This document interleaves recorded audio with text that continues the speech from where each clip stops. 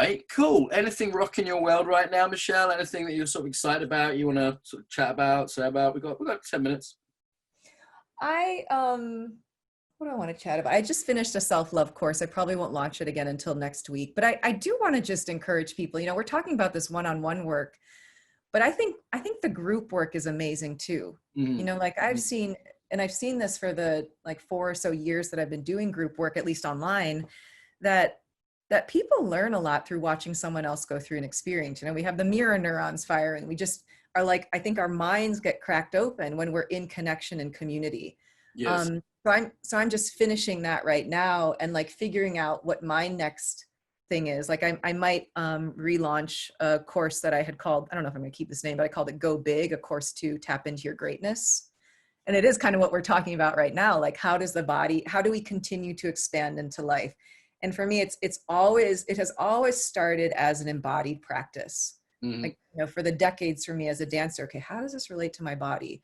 That's always been my through line. And then adding into that consciousness. So how is the way I'm thinking affecting how I can show up embodied and present in this world? So, that's the one thing I think I mentioned this too, like that sort of rocks my world, is like this, like trust in the body. But then wait a second, I can't always trust what I'm quote unquote feeling, because that might be a part of the mechanism of my subconscious mind trying to hold me back. Right. This is really worth pointing out, because there's this sort of mythos in the embodiment world, people say it very sacredly, the body doesn't lie.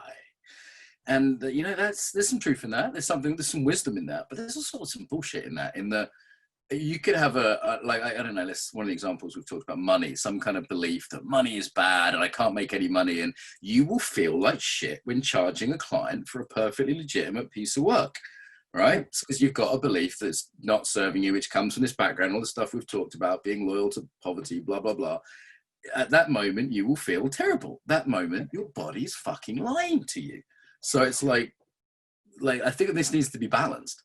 Yeah. And I would say, actually, the body isn't lying. You do feel afraid, but it's trying to trick your conscious mind into believing you're afraid.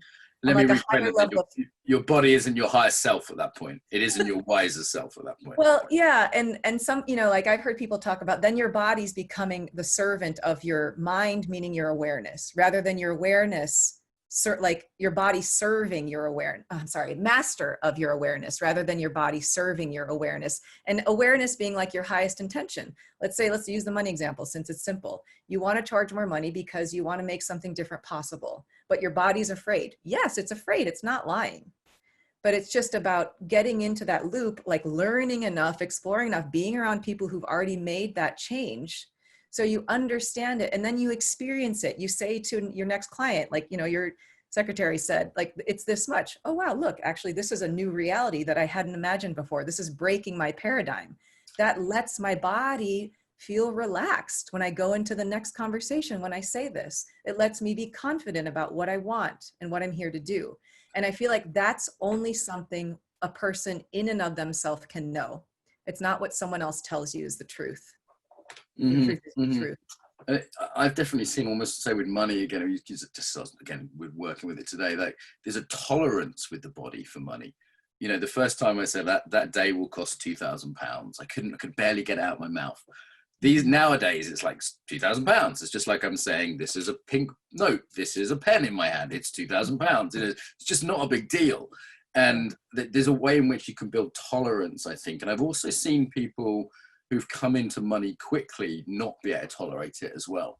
There's a sort of tolerance that needs to be built up for the change of identity, status, all those other things that can come with that.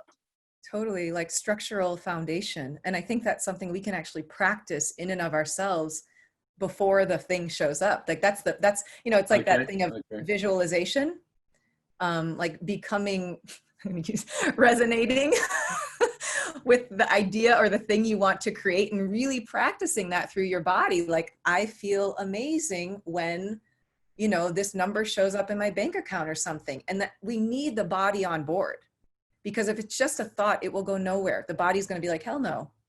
So there's something about training our bodies too. And I, like as a dancer, how many decades I spent just like lying on the floor, letting go of my patterns of standing. to let something new arise, where like all my patterns of like how I've engaged myself, this part of my jaw holding, this part of my pelvis can just like get neutral again, or as neutral as possible. So then I can build something new. So I feel like it's the same thing with money. It's the same thing with a relationship.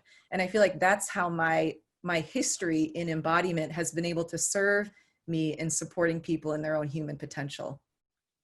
Nice. Okay, Michelle, we're moving towards wrap up here. It's been good. I really like you. I don't think I agree with you on some stuff, but I can still say I really like you. And I like your smartness and your challengingness and your creativity and your fun. And, you know, I feel like we need a world, particularly at the moment, where people can have conversations, maybe tussles and agreements without it being a source of personal problem. Does that make sense? Totally. It just seems like that's really missing in the world. It's quite unusual to be part of a conversation which is like there's some disagreement, some tussle, but it's civil and it's pleasant and it's still fun. And, you know, I hope we're both walking away from this with a smile, you know? Yeah. I mean, I think it's like, it asks one to let go of their attachments to what they think is right. And it's like, okay, I just do me. Mark will do him. Awesome. I love it. We can sit in the same room together.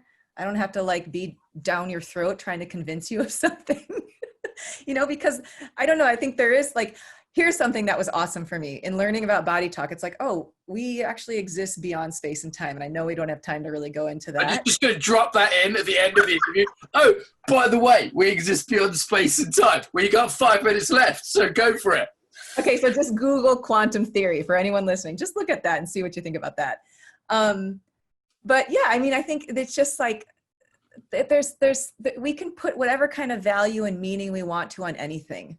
But for me, ultimately, it often just boils down to, what does this make possible?